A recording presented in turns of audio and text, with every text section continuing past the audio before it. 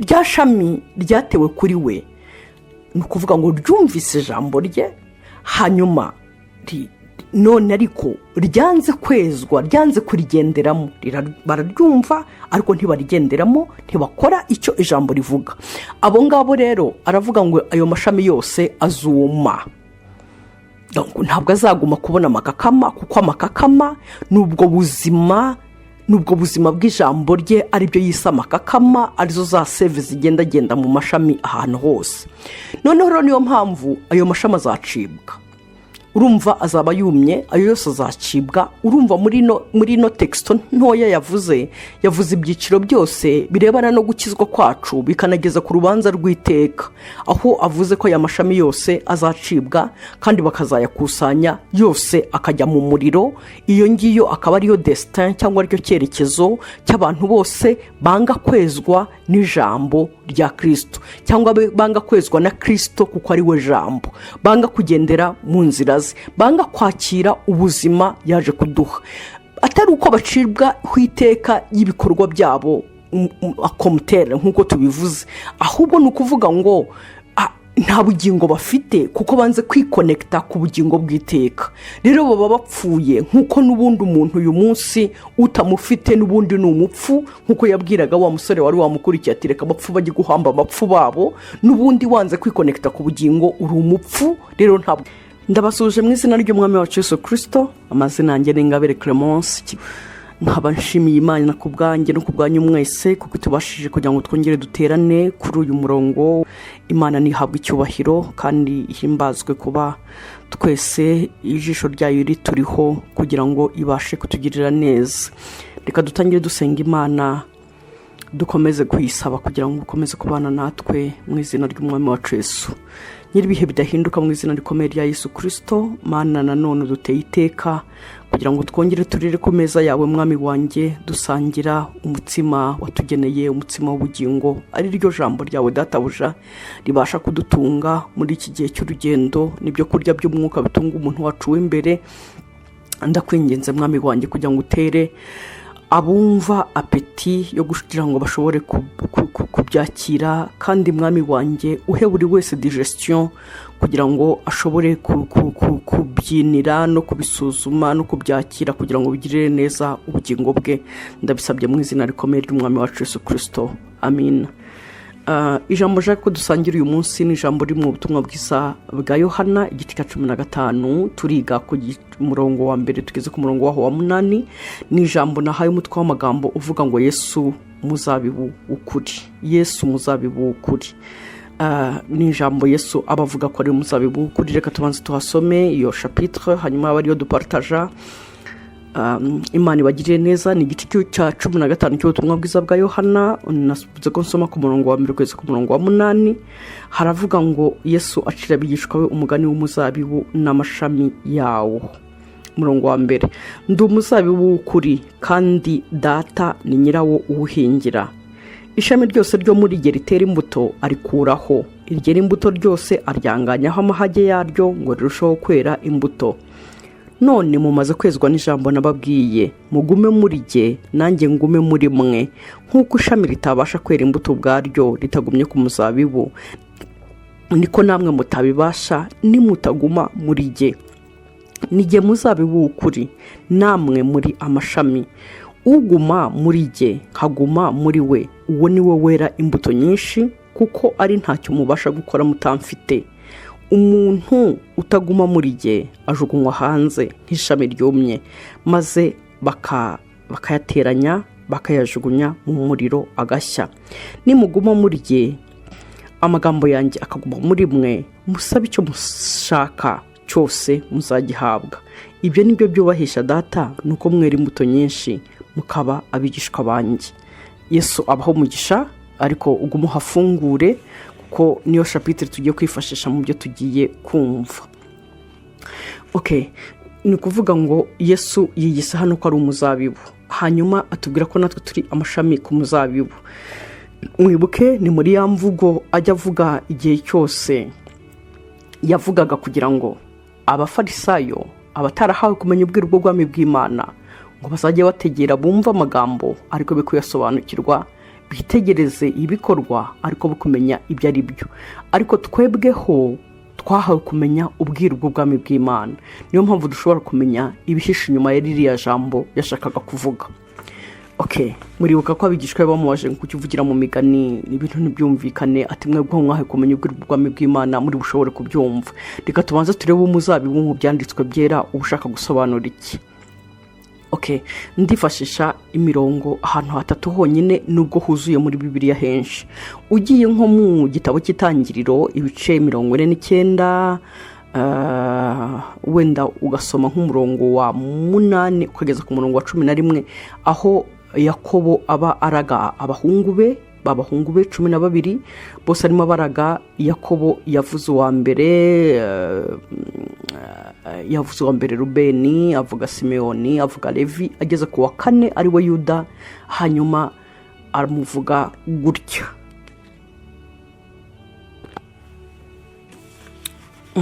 Uko avuga Yuda, amwita ko Yuda ku murongo w'9 amwita ko Yuda ari cyana cy'intare kandi ari intare izamukana umuhigo. Ayo ni amagambo tuzi kuri Yesu, n'ubundi avuga ku mwami Yesu kugeza mu byahishuwe nko ku gice cya 5, aho Imana ibivuga ngo ivuga kuri aho Imana ibivuga kuri Yesu, ikavuga ngo ni igihe Yohana yari yashobewe arimo arira, habuze umucunguzi, baramubwira bati dore intare yo mu muryango wa Yuda arabonetse. Bakoraga reference kuri iki cyanditswe, no kuvuga ngo nibwo rero, no kuvuga ngo iki cyanditswe cyasohoye ubwo yabaye intare igenda ikajya ikuzimu ikaza mu isi ikazamukana umuhigo ku buryo haboneka abana b'ubugingo. Hanyuma wagera ku murongo wa 10 bwo akavuga ku birebana n'inkoni y'ubutware itazava kuri Yuda, izahama mu muryango wa Yuda, akaba ari ubona ubwami kuzageza igihe nyirayo ataraza, kuzageza igihe nyirayo azazira, kandi nyirayo akaba ari uzagira ubwami butazahangurwa, nkuko tubuzi Daniel abuhanura, aryo ryabuye umukuru nyiribihugu uhabwa ubwami bw'iteka butazahangurwa. Ibyo nibyo turabizi neza, nabyo bikora reference kuri Yesu. Hanyuma bakongera bakavuga ko ukuboko ko kuzaba hejuru y'abanzi be. Uko kuboko ko kuzaba hejuru y'abanzi be tubizi kuri Yesu, niwe wenyine uzashobora gushyira abanzi be bose munsi y'ibirenge bye, niwe wenyine washoboye gushyira abanzi be n'uyu munsi kuzageza igihe byose bizuzurira igorogota. Abari abanyabutwari n'abanyabushobozi n'imbaraga z'umwijima bivuga hejuru kubw'umusaraba we. Icyo cyanditswe ni ukuvuga ngo iyo verse kugira ngo uyibone ni kuri verse y'8 w'iki gice turimo dusomaho cya 49. Hanyuma ariko umurongo nashakaga ni uyu nguyu wa 11, aho Bibiliya ivuga ko ameshesha imyenda ye vino. Ameshesha imyenda ye vino, ameze nk'uwengera mu mufure wa vino, niko Bibiliya imuvuga. Kumeshesha imyenda ye vino bashaka kuvuga igihe, ni ukuvuga ngo ni nko kuvuga imyenda tuzi ko bisobanura imirimo, ni nko kuvuga ngo imirimo ye yahamagariwe yose ni imirimo izarebana no kuba azakora akazi ko guca muri vino. Tube tubivuze gutyo kugira ngo tuze kubona uko dusobanura vino icyo ari cyo. Reka tubanze tujye mu bindi byanditswe, tujye muri Yesaya 63, naho Imana uhereye ku murongo wa 1 ukageza ku murongo wa 4 niho nibanze cyane. Hanyuma ariko umurongo nshaka cyane ni ukuvuga ngo Yesaya yarimo avuga ngo uriya ninde uturutsa Bosra, uriya ugendana imbaraga wihuta cyane asa nk'utabaye ninde. Noneho aramusubiza ku murongo wa 2, arongera aramubaza ngo niki gitumye ngo imyenda yawe itukura usa nk'uwengeye mu muvure wa vino, ukaba wengeshejemo ibirenge, kuko hose wahindutse vino. Noneho we agiye kumusubiza ku murongo wa 3 ntiyamubwira ibya vino, aramubwira ngo ni amaraso yabo yimishe kuri jye, ngo ni amaraso yabo yiminshije kuri jye. Umurongo wa 4 yarangiza ajya kubivuga akavuga ngo kuko nari nagambiriye umunsi wo guhoreramo inzigo, ngo none n'umwaka wo gucungura abantu banjye uratashye. Ubwo urumva birahora no muri Yesaya 61, aho avuga ngo kuko hari umwaka w'imbabazi hakaba n'umunsi wo guhoramo inzigo. None rero ubundi hakabaye ahora inzigo, ariko abanje umwaka w'imbabazi kugira ngo abanze acungure abantu be. Niyo mpamvu muri uko kubacungura niko imyenda ye yahindutse amaraso, niko yahindutse nk'uwenge mu mvure wa vino. Urumva rero mu mvugo iziguye barashushanya uriya mutobe w'umuvinyo cyangwa w'umuzabibu kuriya kuntu utukura umeze nk'amaraso ukaba rero ari ushushanya amaraso yari buzaducunguze. Fata ku igaburo nko muri Matayo igice cya 26 cyangwa ni mu butumwa bwiza bwose kuri biriya bice bya nyuma aho Yesu yatangaga ifunguro rya nyuma, aho avuga ati ngo yenda igikombe cya vino, arangije arashimira ati mwakire munywe, aya ni amaraso yanjye. Kandi aravuze mbere ko ari igikombe cya vino, yabisobanuraga neza. Bisobanurwa ngo iriya vino yakoreshejwe nk'ikimenyetso kugira ngo kureba kuri kote couleur, wenda nk'ibara ryayo, ibara ryaho kuko risa n'amaraso, hanyuma rikoreshwa nka image, nk'igishushanyo kugira ngo gishushanye amaraso. Ariko tukibuka icy'ingenzi, twibuke ko Bibiliya itubwira yuko amaraso ariyo ari mu bugingo. Nk'isomye umubare w'igice cya 17 umurongo wa 11, Bibiliya bivuga ngo ntimukaryana inyama n'amaraso, ngo kuko mu maraso harimo ubugingo. Ni ukuvuga ngo niba uriya muzabibu rero ari wo wagereranyijwe n'amaraso, ni ukuvuga ngo wagereranyijwe nk'aho harimo ubugingo, kuko mu maraso harimo ubugingo. Niba Yesu agiye kwiyita umuzabibu w'ukuri cyangwa igiti cy'umuzabibu, ni ukuvuga ngo mu yandi magambo ubaye nk'uramplasa neza, yaba yiyise igiti cy'ubugingo, kuko ubugingo buba mu maraso. Imana idufasha kugira ngo tubyumve. Aho ngaho niho hingenzi kugira ngo dushobore kuhumva, nitwumva aho ngaho ibindi biri bworohe. Ni ukuvuga ngo niko Bibiliya bivuze igihe cyose ikoresha style nyinshi, ariko imvugo ari imwe, ivuga Kristo, ikavuga n'itorero rye, ikavuga Kristo, ikavuga umugambi afitiye itorero rye, ari ryo jyewe nawe. Nibyo ngibyo, ariko bagakoresha ingero zitandukanye kugira ngo hari bagere ku munyantege nke uwo ari we wese ashobore kumva ibyo umwuka abwira amatorero. Niko kuko rero Imana irimo ivuga hano, ikavuga umwami akavuga ati jyewe nijye muzabibu w'ukuri, ariko nturebere ku giti cy'umuzabibu, ahubwo uhita umenya yuko ari igiti umuzabibu hariya, kubera ko ari we giti. Kuko mu muzabibu twamenye ko ari kote couleur, arimo akurikira ririya bara ritukura rimeze nk'amaraso, hanyuma kandi mu maraso niho habamo ubugingo. Ni ukuvuga ngo rero ni we giti cy'ubugingo. Hanyuma ariko noneho mbese mu yandi magambo nitusimbura ino titre raba Yesu we giti cy'ubugingo. Hanyuma none kandi yavuze ngo kuri icyo giti cy'ubugingo niho tugomba gushamikira twebwe. Reka tubanza turebe iki giti cy'ubugingo ho gato, tutarajya muri detaye nyinshi. Igihe Adamu na Eva bari muri Eden, Imana irababwiye ngo bazarye ibiti byose, ibintu byose biri muri jardin, ariko ntibazarye ku giti cy'ubwenge kimenyesha ikibi n'ikiza. Ariko harimo n'igiti cy'ubugingo, cyo ntibabuzwa kukirya.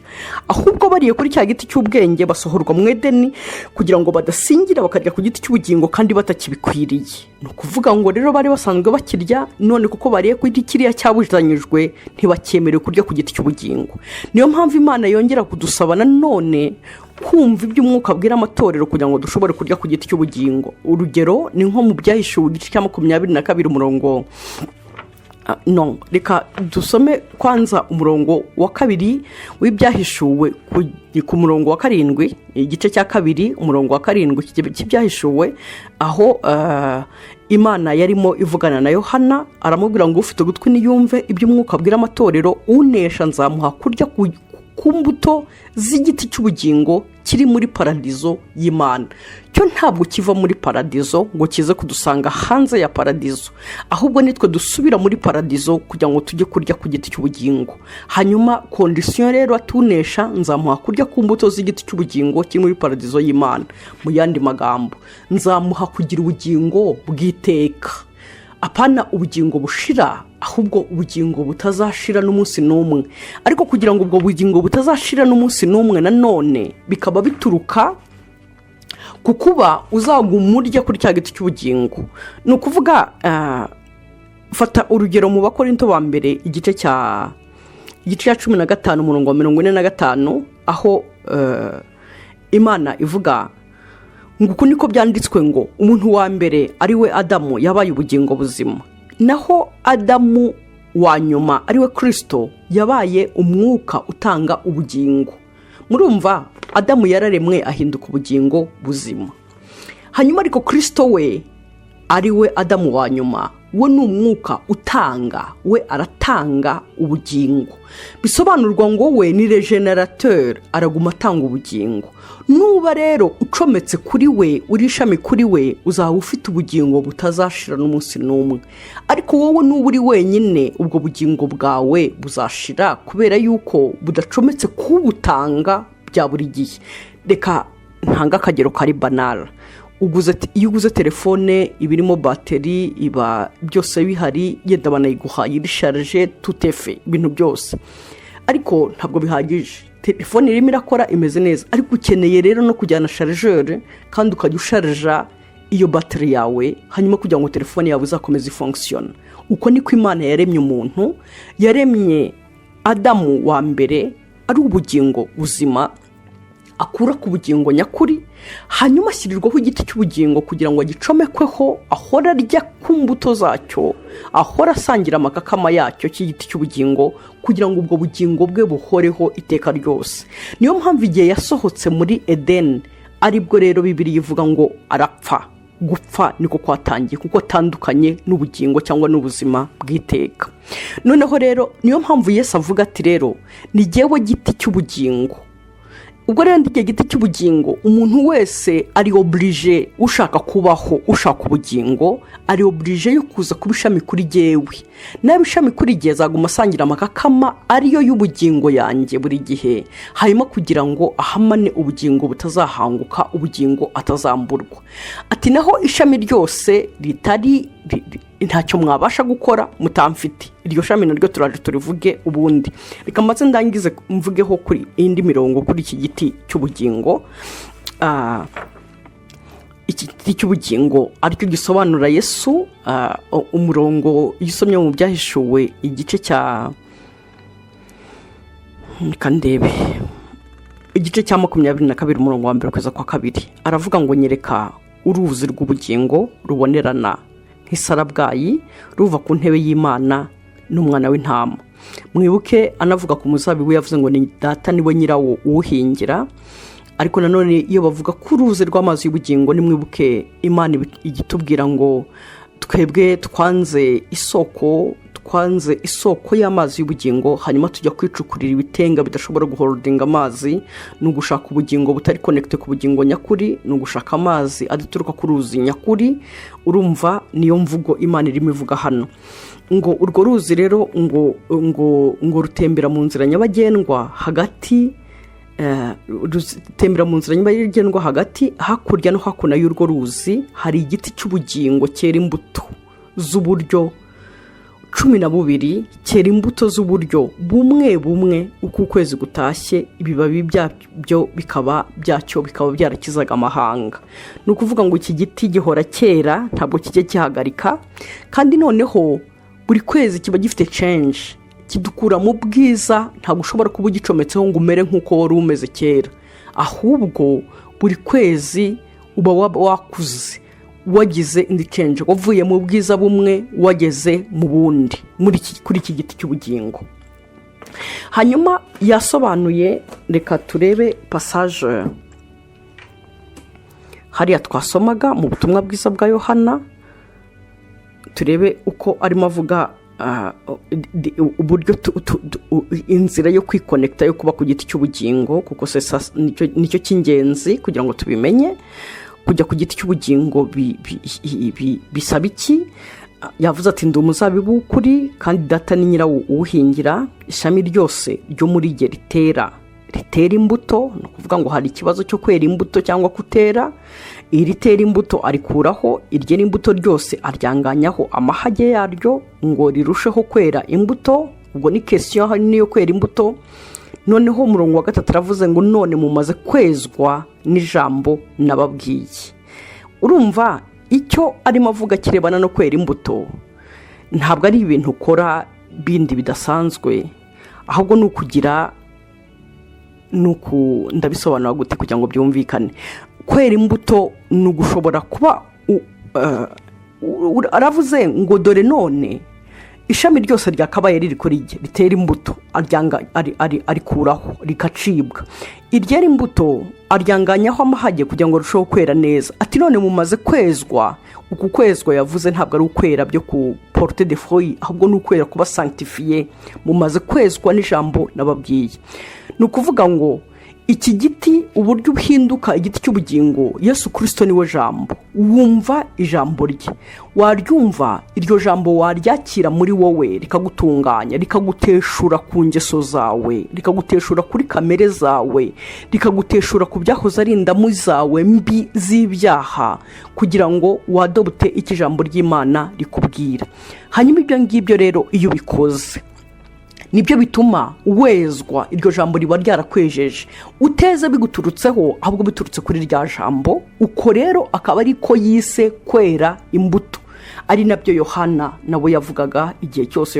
Yohana umubatiza abwira abantu ati nubwo mumaze kumva rero ubutumwa bwiza, mwere imbuto zikwiriye abihannye, mureke. Agasobanura iby'ibyaha bagomba kureka, avuga lisite z'ibyaha ndende yahoraga avuga buri gihe cyose.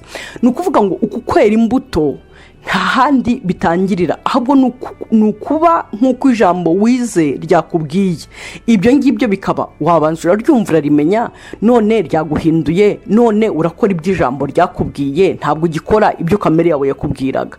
None uko rero niko kwera imbuto z'ijambo, kikaba ari cyo kimenyetso cy'uko uteye kuri cya giti cy'umuzabibu. Kuko ibyakubuzaga ubugingo byari bya byaha byawe bya kera, kuko nibyo rupfu. Ibyaha ni urupfu, niko ijambo ry'Imana ritubwira ngo ibihembo by'ibyaha ni urupfu. Ni ukuvuga ngo aho ibyaha biri urupfu ruba ruhari. Ni nayo mpamvu iyo Paul arimo avuga kunesha twanesheje urupfu, avuga ati none niba twarabonye ubugingo muri Yesu Kristo, ati urupfu rurihe? Atese warupfu we uri hehe? Ati kuko urubori rwawe aho rwahoze rwari mu byaha, none ibyaha ntibigihari, none ntukibonye uko wica uri hehe? Ati none turashobora kukwishima hejuru. Yesu ahabwa icyubahiro. Yesu arakomeza hano aravuga ngo none mumaze kwezwa n'ijambo nababwiye, mugume muri jye nanjye ngume muri mwe. Nk'uko ishami ritabasha kwera imbuto ubwaryo ritagumye ku muzabibu, niko namwe mutabibasha mutagumye muri jye. Urumva bari bugume muri Yesu gutese? Yesu arihe ngo mugumemo? Ni ukuguma mu ijambo rye, nta handi. Arakomeza ati nijye muzabibu namwe muri amashami. Uguma muri jye nkaguma muri we, uwo ni we wera imbuto nyinshi, kuko ari ntacyo mubasha gukora mutamfite. Umuntu uguma muri jye, umuntu utaguma muri jye ajugunywa hanze nk'ishami ryumye, maze bakayateranya bakayajugunya umuriro. Nimuguma muri jye amagambo yanjye, n'uwo murongo ufite nashakaga, uwo murongo ni umurongo wa 7, ngo nimuguma muri jye amagambo yanjye kaguma muri mwe, musabe icyo mushaka cyose muzagihabwa. Ni ukuvuga ngo uri bugume kuguma muri we, nta handi ari ngo uri bugume muri we, ngo uri bugume mu gituza cye kuko yicaye ibunaka. Ni ukuguma muri rya jambo rye iryo avuga. Nurigumamo akaba ari ryo wihishamo, akaba ari ryo ugenderamo, akaba ari ryo uvugiramo, akaba ari ryo utekererezamo, akaba ari ryo ukoreramo ibyo ukora, uzaba ugumye muri iryo jambo. Ni ukusobanura automatikema naryo birasobanura ko rizaba ryaragumye muri wowe. Ibyo rero ikintu cya mbere bizaguhesha ni uko deja wabaye sanctifié, wejejwe n'iryo jambo ryagutunganyije. Hanyuma nyuma yo kwezwa n'iryo jambo biratuma data gukunda. Rero biratuma icyo usaba cyose, ngo icyo uzasaba cyose data azakiguha. Ibyo wifuza azabiguha, kubera yuko ibyakubuzaga ko yakabiguhaye bizaba byarakuweho. Yaravuze ngo ntabwo gutwi ko kwazibye ngo nanirwe kumva, ngo nta nubwo n'ukuboko ko kwaheze ngo nanirwe gukiza, ngo keretse gukiranirwa kwacu niko gutuma ibyo ngibyo bidashoboka. Urumva rero ko icyo arimo abwira no muzabibu muri ya mvugo ye iziguye, arimo abwira no mashami y'umuzabibu. Aravuga ati rero ni igihe giti cy'ubugingo, muri jyewe nimo harimo ubugingo, hanyuma ubwo bugingo mbuha abafatiye kuri jyewe bose, kandi gufatira kuri jye nabumva ijambo ryanjye, kuko abo nibo banjye. Aravuga ngo intama ze arazizi nazo ziramuzi, zumva ijwi rye, zumva ijambo rye. Ntizikurikira abandi, zikurikira we, ari we mwungeri wazo. Hanyuma akaba ari we zikurikira, akazijyana akazihurgura. ndibaza yuko ibyo ngibyo birimo byumvikana. Rero uko niko ab'umuzabibu w'ukuri kuba ishami kuri we rero ntabwo ari uko ubikleminga, si ukubivuga mu kanwa, ahubwo ni uko ubikora. Kubikora ni ukugira gute? Ni ukuvuga ngo ni uko uri bwumve ijambo rye ukarigenderamo, ibyo nibyo biguhindura kuba ishami kuri we. Hanyuma rero nuba ishami kuri we kubwo kumva iryo jambo rye, uzaguma kuba ishami kuri we nuguma kwezwa n'iryo jambo ukora ibyo rivuga. Niko kwera imbuto, kuko twumvise ko kwera imbuto ni ukuba sanctifiye, ni ukwezwa n'iryo jambo, kuko ukora ibyo rivuga, ugatekereza uko rivuga, ugakora uko rivuga, ukibwira uko rivuga, ukagendera muri ryo, naryo rituye muri wowe. Ibyo rero bituma ubaho ubuzima bwejejwe, ukaba uri ishami ryera imbuto, nyiraryo yishimira, akaryanganyaho amahage, akarikuraho ibyonnyi, akarisharira ibyakaribangamiye byose. Ni ukuvuga ngo ubwo ngiye kuvuga ibyo asharira ni ibiki. Ibya mbere ni ibibazo bishobora kukubuza kwera imbuto, ariko nanone ni ibikamere byawe nabyo bishobora kukubuza kwera imbuto. Ibyo nabyo abikuraho.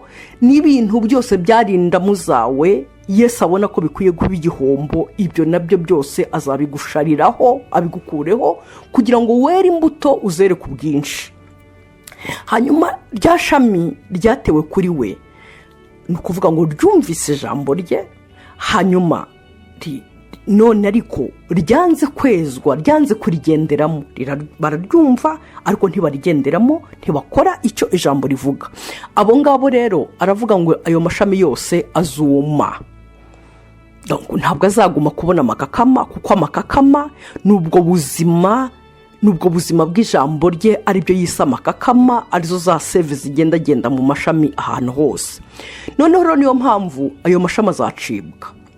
Urumva azaba yumye, ayo yose azacibwa. Urumva muri no texto ntoya yavuze ibyiciro byose birebana no gukizwa kwacu, bikanageza ku rubanza rw'iteka, aho avuze ko aya mashami yose azacibwa kandi bakazayakusanya yose akajya mu muriro.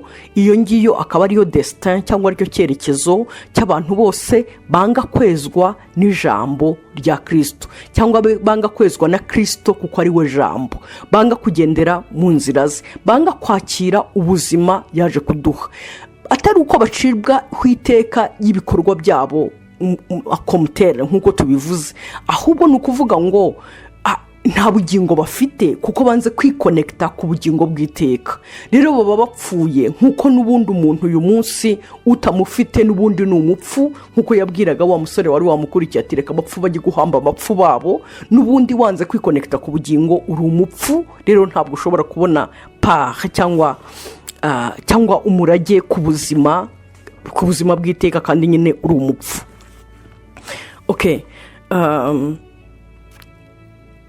Reka muri no passage arimo aravuga ngo ishami ryose riri kuri we rifite ubugingo kugeza iteka ryose, kubera ko kiriya giti nicyo gifite ubuzima. Twabibonye yuko yabisobanuye ko igiti cyose kitabaho kitamufite. Twamubonye ko ari we giti cy'ubugingo, twamubonye yuko ari we ufite ubugingo, Adamu wa nyuma, ari we esprit générateur, esprit umwuka utanga ubugingo, générateur de vie, ari we utanga ubuzima. Yenda wabisoma n'ahandi nko mu butumwa bwiza bwa Yohana igice cya 5:26, aho Bibiliya ivuga ngo nk'uko data afite ubugingo muri we niko yabuhaye umwana ngo abugire. Donc data afite ubugingo muri we, yabuhaye rero n'uwo yahaye gucungura abantu, uwo yahaye iyo assignment, wa wundi wabisigiwe yamushyizemo ubugingo. Niyo mpamvu Adamu wa kabiri, Adamu wa nyuma, ari we mwuka utanga ubugingo. Nk'uko data afite ubugingo muri we niko yabuhaye umwana kugira ngo abugire. Niyo mpamvu ari we cya giti cy'umuzabibu, cyangwa cya giti, reka mbyite ngo ni igiti cy'amaraso. Igiti cy'amaraso, mu maraso niho harimo ubugingo. None rero niwe giti cy'ubugingo gishobora gutanga ubugingo. Nk'uko data bufite muri we niko yabumuhaye kugira ngo abuhe abamwemera bose, abazatura izina rye bakaryemera, kuko ari we wahawe kugira ngo abari mu isi bakizwe nawe. Urabona Bibiliya ivuga ku birebana, iyo usomye igice cya 6 umurongo wa 20 ni wa 23 aho Bibiliya ivuga ngo kuko ibihembo by'ibyaha ari urupfu, ngo ariko impano y'Imana n'ubugingo buhoraho muri Kristo Yesu umwami wacu. Yari yahereye haruguru ahera hejuru arimo avuga uburyo twese twinjiye munsi y'urutabi rumwe, munsi ya denominateur commun imwe, yuko twese twabaye abanyabyaha, ko ari nta n'umwe washyikiriye ubwiza bw'Imana. Ni ukuvuga ngo kuva Adamu wa mbere ari we sogokuru wacu asohowe mu Edeni, uwo wose yokojwe urupfu, yabaye urupfu, n'abamukomokaho bose ni abapfu. Hanyuma habonetse Adamu wa nyuma, nawe abamwizeye bose bakabona ubugingo.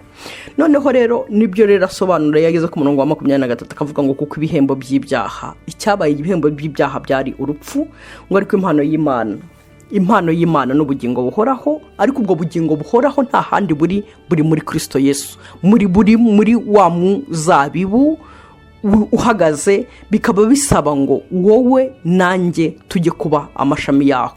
Twabonye condition yo kwikonekta kugira ngo tube amashami yaho, nta yandi nuko twumva ijambo ry'umwami Yesu, hanyuma twaryumva tukarigenderamo, hanyuma nuko kuryumva bijya kudukonekta kuri we, hanyuma kurigenderamo nibyo bituma dushobora kwera imbuto, kuko twamenye ko kwera imbuto ni ukubaho ubuzima bwa sanctification, ni ukubaho ubuzima bwejejwe.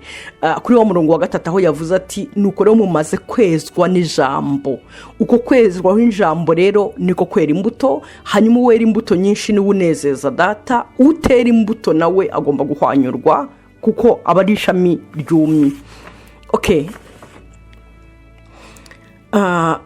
ndibaza ko ibyo ngibyo tumaze kubyumvaho cyane, kuko aho ubuzima buri nta handi, ntabwo ari muri confession kwatura izina ry'umwami Yesu gusa, nubwo bitangira ari ukuryatura, nubwo bitangira ari ukuryemera mu mutima wawe, warangiza ukaryatura, warangiza ukigishwa iby'inzira ye, then warangiza ukagendera muri izo nzira ye mu ijambo rye, hanyuma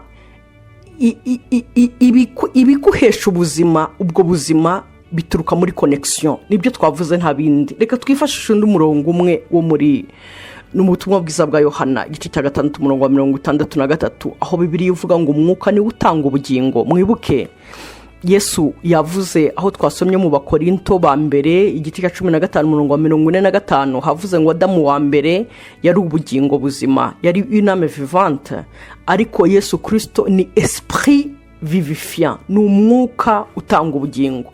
None hano ku gice cya 6 cy'ubutumwa bwiza bwa Yohana umurongo wa 63 haravuga ngo umwuka ni utanga ubugingo, umubiri ntacyo umaze.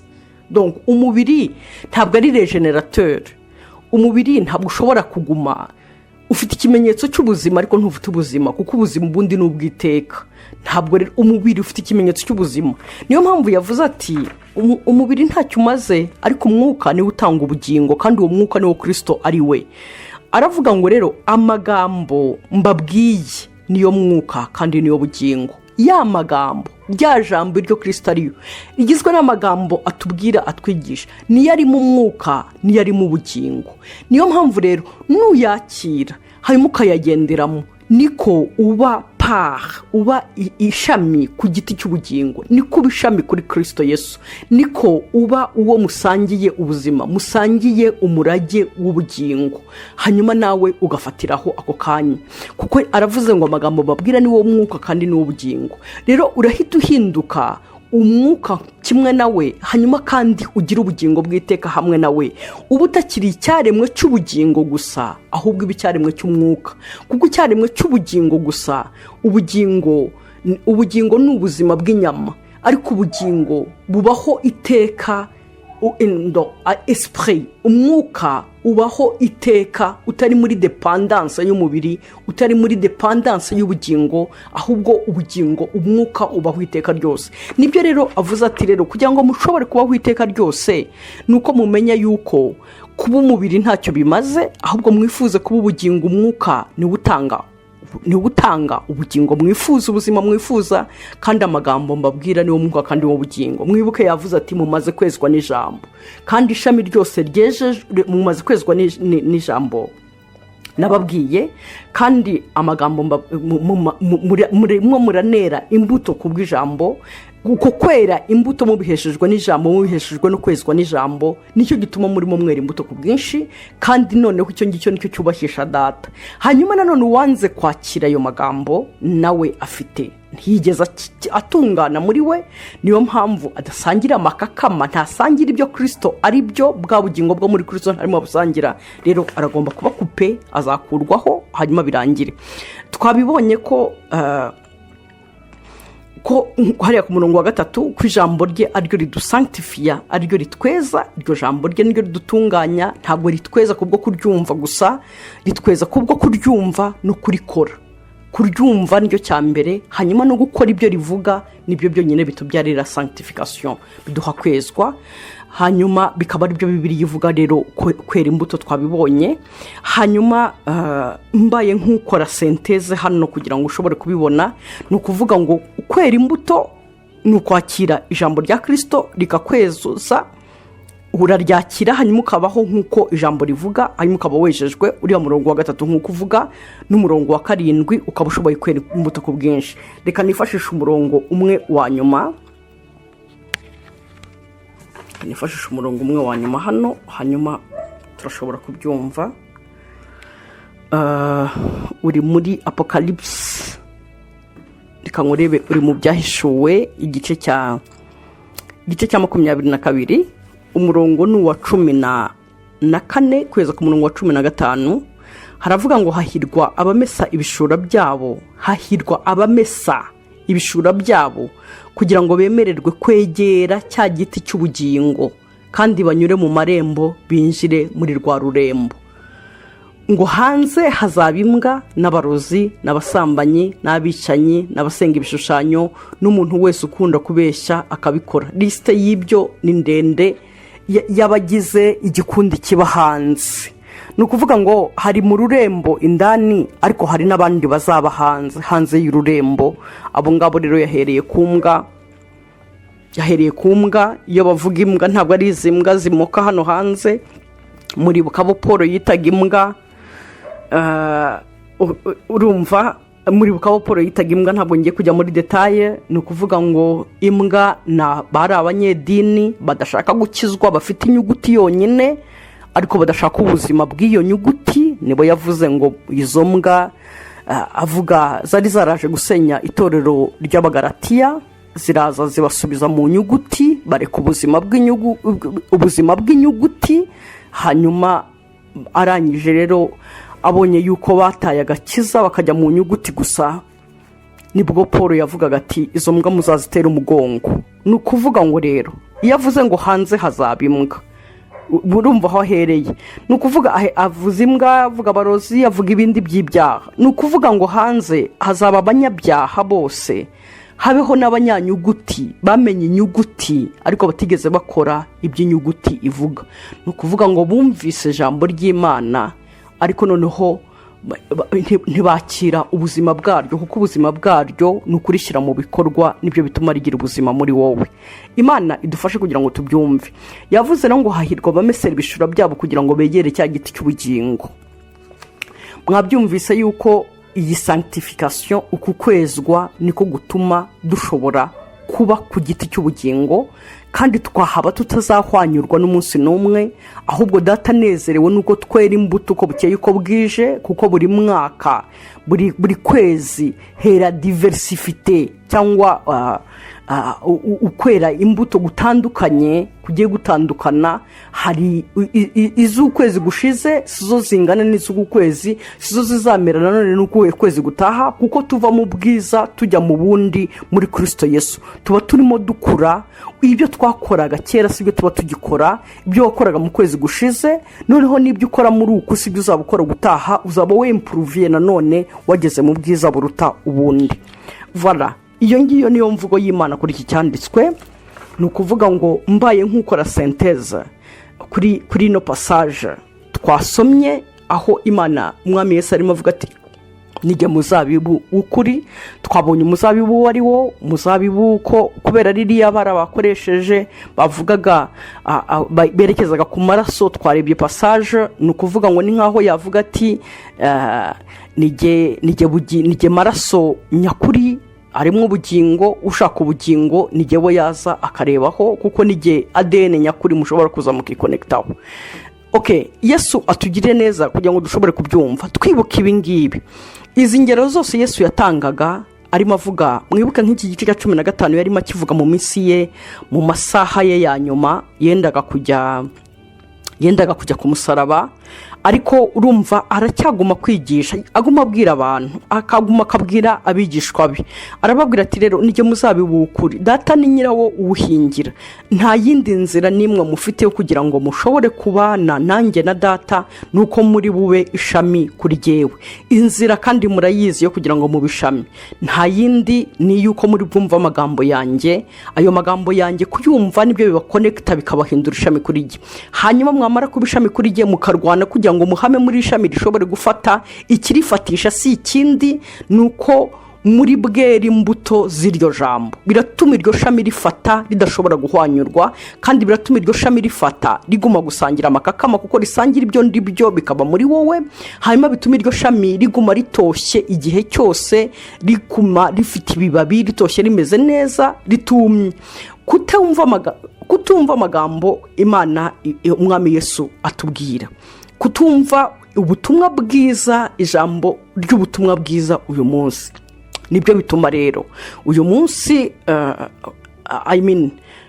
hari utarabwumvise uwo ineparaba, ntabwo ari n'ishami dutu ari hariya hasi. Uwo utarigeza bwumva ari hariya hasi, si ishami. Hanyuma uwo bwumvise yaraje abishami. Hanyuma abaye ishami, hari icyo yasabwaga cya kabiri, ni ukugira ngo yumvire ubutumwa bwiza yabayemo, kugira ngo asangire amakakama. Iyo atabisangiye aruma. Iyo yumye rero igikurikira ni uko iryo shami rizahwanyurwa. Ntabwo nzi ngo bizahwanyurwa ryari, birashoboka ko ushobora kuba uhwanyurwa mu gihe Imana izi niyica urubanza. Ntabwo ari yewe nduca simbizi, ariko ntukavuge ngo ku munsi w'imperuka, kuko umuntu wese agira imperuka ye. Imperuka yawe ishobora kuba none, ishobora kuba ejo, ishobora kuba umwaka utaha, ishobora kuba ukwezi gutaha. Rero icyo gihe cyose urwana n'imperuka yawe ubwawe, kugira ngo ahari imperuka yawe itazagera udafite amakakama ku giti cy'umuzabibu. Kuko nibigera udafite amakakama ku giti cy'ubuzabibu ngo buri giti gitoshye, bizaba ari ibibazo bikomeye. Ukwiye kuba urwanira kugira ngo rero uba ufite amakakama, hanyuma kandi wemere kwanganywaho amahage. Nababwiye amahage yariyo, amahage ni kamere zawe Imana yanganyaho, ariko amahage nanone ni ibintu by'indamu zawe, ibintu byose ushobora kubushyizeho umutima, ariko Imana ibona bikubuza ubugingo, nabyo ishobora kwigiza ikabikuraho, nabyo bikanganywa kuri wowe bigakurwaho. Urumva ni ibintu byinshi, ibintu byose bitari mu mwami byose ni amahage agomba kwanganyaho, kugira ngo ushobore kwera imbuto kandi ushobore kuzera ku bwinshi. Iyo rero uwo ni wo muhamagaro dufite mu mwami. Yavuze ati rero ikinezeza data nuko muguma kwera imbuto ku bwinshi, kandi icyo nicyo gituma ibyo muzasaba data, kuko mwagumye mu ijambo ryanjye, naryo rikaba ryaragumye muri mwe. Nta nubwo musaba data musaba kure, kuko yaravuze ngo uwumva amagambo yanjye akaba muri we, nanjye nzatura muri we, ngendere muri we, mbe muri we, jyewe na data tuzabona ubuturo muri we. Urumva rero ntabwo usaba data umukura kure. Nibyo Paul yavugaga ati twebwe ntabwo tumeze nk'abandi basenga bahamagara bashaka Imana kure, ahubwo twebwira twegereye cyane, ntabwo turabakaba bayishakisha, kubera ko kuba ijambo rya Kristo riri muri wowe, data ari muri wowe. Ngo utaragira n'ijambo uvuga azamenya icyo wifuza, azi icyo ukeneye utaragomba no kumubwira. Aho rero iyo niyo destin yacu, niwo muhamagaro twahamagawe mu mwami kugira ngo abariho tugenderamo. Reka turwane no kugira ngo tugere kuri iyo standard, kuri urwo rwego, tugere kuri icyo gipimo. Icyo gipimo nicyo kidafite urubanza. Icyo gipimo nicyo waba uriho ukavuga uti nizeye ubugingo, umwuka wanjye uhamanya n'umwuka w'Imana ko ndi umwana w'Imana, kandi ibyiringiro byanjye ntabwo bizankoza isoni. Naho rero kuba utari aho ngaho, waba uvuga nka ka kanyoni ngo karitse ku nzira kavuga ngo niba nzapfa ngo niba nzakira sindabimenya. ubwo urumva rero nta bushizi bw'amanga bwo kwegera trone y'Imana uba ufite. Imana idufashe kugira ngo tubyiteho, Imana idufashe kugira ngo tubyumve tubigenderemo.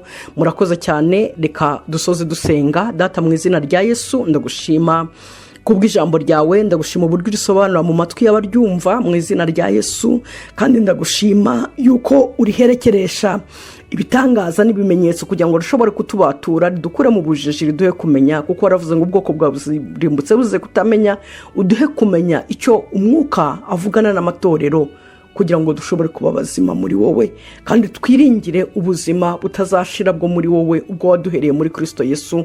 Ndabigusabye mu izina ry'uwo mukiza n'umucunguzi wacu Yesu Kristo, amen.